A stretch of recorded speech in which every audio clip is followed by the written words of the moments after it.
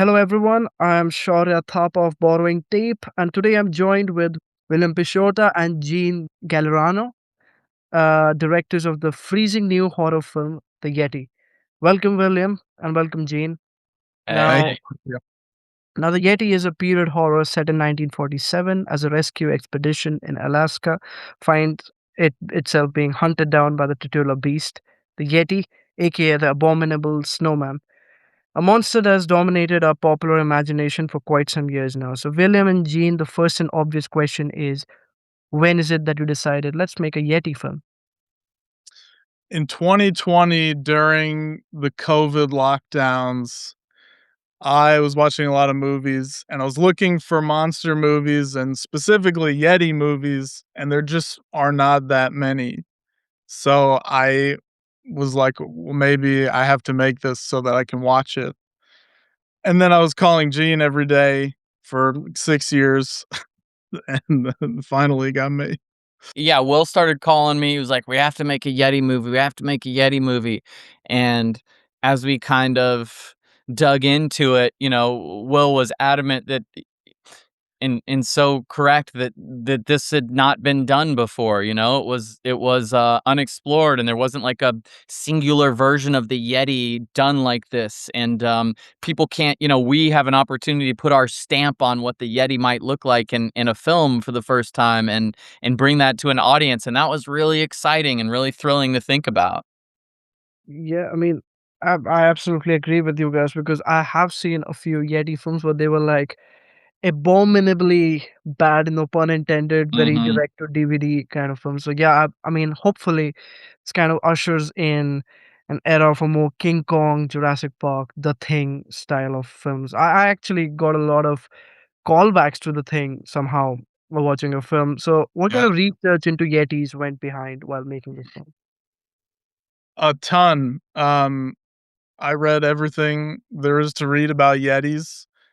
We put a little bit of a different spin on it. Obviously, it doesn't take place in the Himalayas.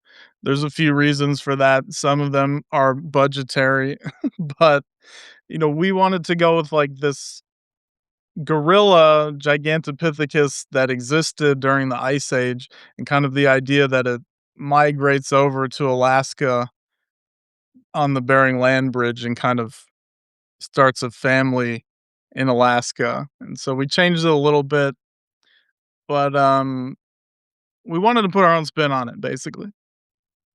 And I think that there's an allowance, because tell me what the definitive version is and why right now. Well, right now they have to contend against, there's an Alaskan Yeti that migrated from the Himalayas, and if they want to go make their version, they totally can. And that's cool. I hope there are many other versions. I think that'll be cool. But you always want to try and have, like, in the genre world, storytelling is very, like you say, The Thing. There are a lot of movies that are comparable to The Thing. We love that movie. The paranoia of The Thing is awesome. But there's also like the mystery of the mist, or the adventure of Indiana Jones in the kind of cellular makeup of this film. And I think that was all a part of it. And so it's we made a classic creature feature, but we also treated it like as a character driven film. The monster, it creates this pressure that everyone has to deal with. And so in many ways, yeah, it's about the Yeti, but it's also about all these other people going on this expedition, and that's it's multifaceted in that way. And I mean, you mentioned Indiana Jones, and even I got that feeling of like in some scenes, it felt like I'm between the pages of an old school pulp magazine or a comic book because you have this ragtag bunch of American war veterans, geography experts assembled together against this, mysterious threat. And because it's set in 1947, it somehow feels even more retro, more vintage. So, how important was it for both of you to make this film a period story and not a contemporary one? Very important. It was always set in the 40s from the first idea that we had. I think there's just something about modern, it's not scary enough. It doesn't feel interesting enough to have a bunch of people hiding in the woods with cell phones and modern police, and like we wanted remote, nothing around, no way to contact anyone. They had to get there by ship Like, it's a whole thing, you can't just leave. So, it's very important. Well, and it's more fun. You know, we live in a culture where contemporarily you'd use your cell phone and you get an SOS out or something and they'd send the rescue helicopter. And while they had rescue choppers in the 40s, it's just not as fun. The idea, like I worked on this TV show about elite adventure athletes, and some of the places that they went to, so remote, so hard. And of course, the further you go back, the more remote it is, the harder the expedition, the more fortitude it tells you about the people that did it. You know, you think of like a Shackleton or something. Those guys were they were animals. I mean, the Shackleton expedition was they were stuck on ice for 18 months, ate seal blubber every single day, you know, and you think about like what we do contemporarily, like let's just have a cell phone, let alone 7 people or however many people there are with cell phones, like pretty uninteresting, you know? We're gonna fight this Yeti with our with our iPhones, you know? No, I definitely agree with that sentiment. Talking about the expedition itself, obviously, a Yeti film, irrespective of being in Alaska or Tibet or Himalayas or wherever, it has to look butt-numbingly cold, and it does look cold. Your film, it looks freezing. So I'm very intrigued to know where exactly did you film all the outdoor scenes? How did you Um, recreate that? it's all shot on a sound stage, except for one shot in the movie at the end.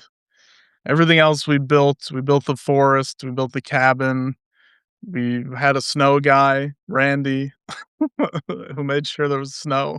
He had 5 types of snow that he was incorporating throughout. We had layers of fog. I mean, that was a part of the playground that we wanted to create, was come along and join this adventure where we're going to build the outdoors on a soundstage.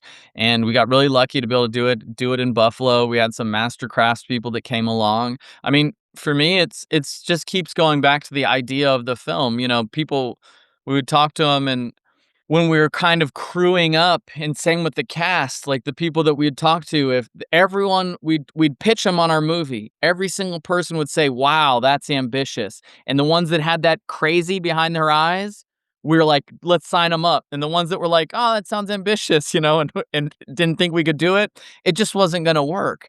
And but that creates a happening, an event, and like I think it's really this goes into that technology and the CGI of it all, and the fact doing it all practically, you know, you feel an imprint on the film, like a handmade analog version, which is not happening a lot right now. And I think that's also really exciting.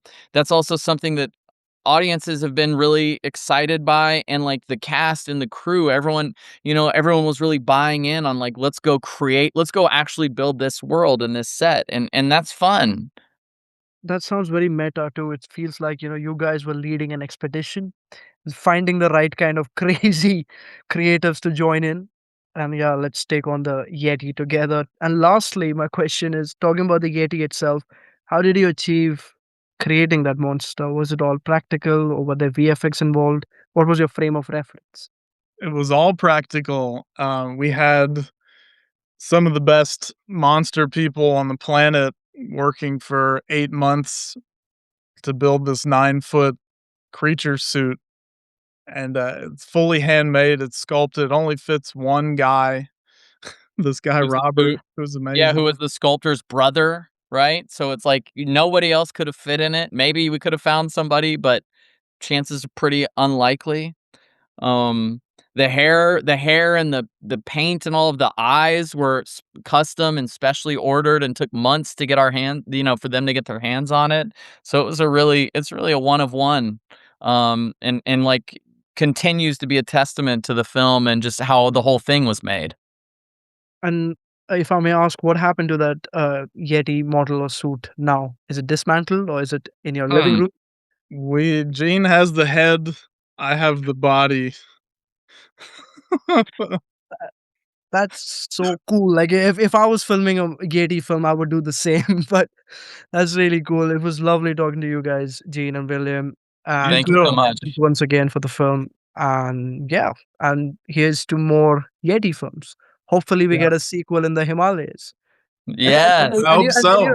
Like, not to be a science nerd, but when you mentioned that, like this is your version of the Gigantopithecus, it makes total sense for it to be in Alaska because I would like to believe the world was all one continent, like Yeah, Pangea. So exactly. yeah, so I don't think geography matters. Like what matters They is could be they could be Yeah. everywhere is my thought. yeah, yeah. Mhm. How did we migrate over here? I have a friend in Alaska right now skiing, and if you told me those were the Himalayas, I would totally believe it, you know? I mean, there's some amazing the Denalis and stuff like that. There's some amazing land there, yeah. Anyways, it's our version, you know? Yeah, so there are probably Yetis all over the world. And on that creepy note, I will end this interview. It was lovely talking to you guys. Thank Thank you. you. Have a More nice Yetis. More day. Yetis. More Yetis.